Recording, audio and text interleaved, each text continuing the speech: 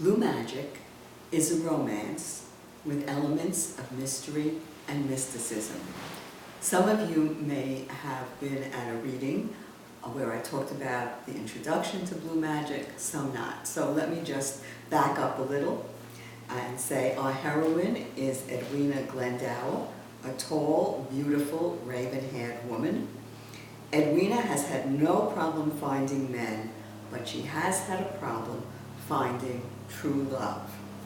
She does not want to rely on luck or magic because she distrusts magic since she rejected that from early in her life. And so she develops a step-by-step plan to find her true love. The first step she takes is to place an ad in the New York Review of Books. This shows some ambiguity on her part, since this is a very esoteric readership, and she's in San Francisco, that's in New York.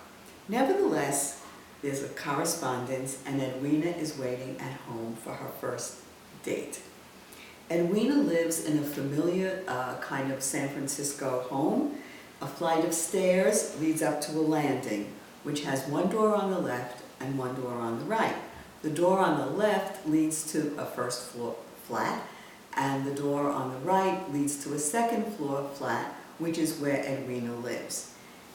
In the lower flat lives Howard, Edwyna's neighbor, a single gay guy, a transplant from New York. So here is the first date from Edwyna's steps in finding true love. Edwyna jumped when her doorbell rang. It was too early. She was ready, dressed in blue, but it was only 6 o'clock. She didn't expect him for another hour. However, it wasn't him, it was only Howard. "Twirl around, girl, and let me see how fine you look." "When is Vladimir expected?" Howard repeated the name and sounded out each syllable separately. Vlad-e-mir. "Just Vlad will do," Edwyna said. "Ah, Vlad the Impaler." He wiggled his bushy gray eyebrows in a poor imitation of Groucho Marx. "Which kind of impaling?" "There will be no impaling of any kind," Edwyna answered. "Do I pass inspection?" Howard nodded emphatically. "Then off you go." She took Howard by the shoulders and turned him back towards her apartment door. "Vlad Johnson," Edwyna murmured to herself. Certainly an unusual combination of names. Maybe his mother was Russian and his father English. Or maybe he had changed his last name to conceal Romanian ancestry. Wasn't Romania the home of the original Vlad the Impaler? And wasn't he the inspiration for Dracula? Edwyna looked out the window. The fog had really come in. Not a star could be seen, and the moon was completely obscured. The bell rang, and Edwyna pulled the lever that opened the front door. She stood at the top of the stairs, eagerly awaiting her first sight of Vlad. He might have been Romanian or Russian, but that wasn't the first thing Edwyna noticed. He was not 6'3", as he'd written, probably closer to 5'3". And if by being in shape every which way meant that there was as much of him around as there was vertically, he certainly measured up. He'd said he was 50 plus, and that plus part was certainly true, as he huffed his way up the stairs to Edwyna's flat. "Hiya, sugar," Vlad said.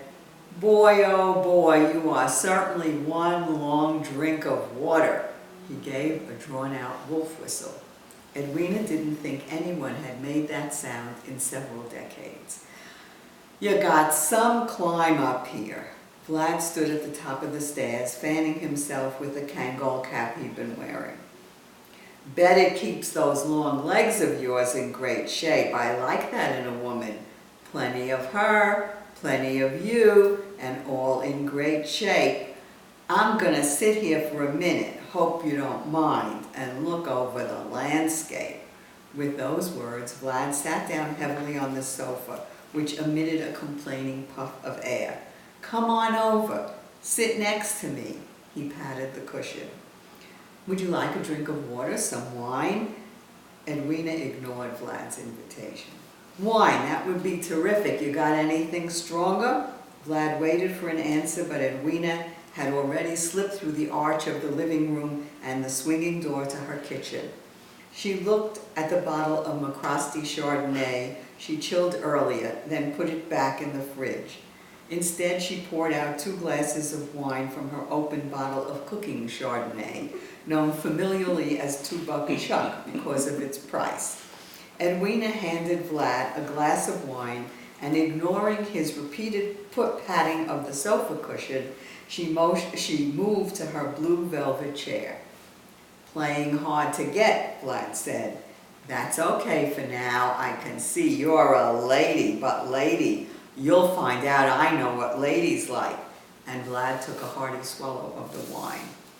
"That was such an interesting notice you put in the review," Edwyna said. What caught my eye were the references to old movies. I love movies, old and new, romances, dramas, comedies, anything but suspense. How about you?" "Yeah, sometimes I go to a movie, not like when I was younger, and the back row of the balcony was your only hidey hole, if you know what I mean." Edwyna knew what he meant, but she suppressed the image it conjured up. She soldiered on. "Do you have a favorite director? Actor?" "I don't like guys. I'm a guy, you know what I mean? So I like girls. Marilyn Monroe, now that was some star.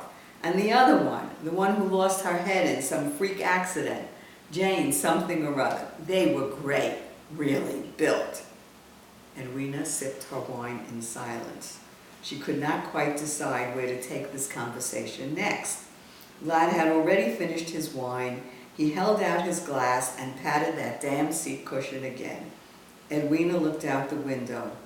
God, it was dark out there, and then back at Vlad. "Tell me," she said, "you don't really seem to like movies, at least not a whole lot, but you put all those movie names in your ad in the review. Could I ask you how come you did that? What is this review you're talking about? The New York Review of Books? The personals column?" Edwyna found all her statements were turning into questions. Had she let the wrong person into her home? A book review. Why would I want that? I don't read books. I don't need to read something about books. Vlad paused, looked at Edwyna through narrowed eyes. "Listen, you look like a nice girl, so I'm going to level with you. Not beat around the bush, if you know what I mean. Because I really like things to work out between you and I. Here's what happened. My friend Sid, he said to me one day, 'You need to meet a better class of girl. Let me help you get some possibilities, some numbers.' Okay, I figured. You know how it is. What do they say? Nothing vented, nothing gained. So I told Sid to go ahead. And here I am. The rest, as they say, is the story." Vlad, if that was his name, held out his hand, 2 hands, palms up, as if he had now explained how he had shrunk about a foot and gained a decade from the man who placed the ad and answered her response. Vlad continued, "I gave him a few bucks. I want you to know, honey, I pay my way. And I can be very generous, too. I hope you get to see that side of me," Vlad smiled. Edwyna said, "Let me be honest, too. I told you, or anyway I told Sid, that I was single. But that's because I can't stand my husband. I want to meet someone who will marry me and support me so I can leave that lousy bastard. And I thought tonight would be a good night to meet because," Edwyna paused and was then inspired, "it's his bowling night. But just before you got here, Arnold called, and they canceled the game because too many of the men were sick from getting flu shots. I'm not." Vlad was already up. "Is he tall like you?" "Well, sure, a little taller. And bigger, you know." She made a muscle, holding up and clenching her right fist. "Well, doll, it's been." Vlad was too far down the stairs, too quickly for Edwyna to know exactly what it had been for him, but she knew what it had been for her. She took the 2 glasses into the kitchen, put Vlad's in the dishwasher, poured out the remains of her $2 Chuck, and refilled her glass with the McCrosty. She dialed Howard's number. "You gotta come up right now." "Are you choking?" Howard asked. "Are you all right? I'll kill that bastard, Vlad, if he..." "I'm not choking, I'm laughing. Get your butt up here. I've opened a bottle of the McCrosty and need you here so I don't drink it all by myself. And you will love this one. Let me just say, there was no chance of impaling at any time, although I did consider defenestration for a moment, but he left of his own accord." Blue Magic is about Edwyna's search for true love, which also turns out to be, in a mystical way, her search for herself. It's a romance, but under the surface, it asks questions that many women ask themselves. How will I know true love when I see it, especially as I negotiate the world of adult dating? Which of my own powers do I deny? And how would my life be different if I acknowledged all of myself? And how vital is the place of friendship in my life? Thank you.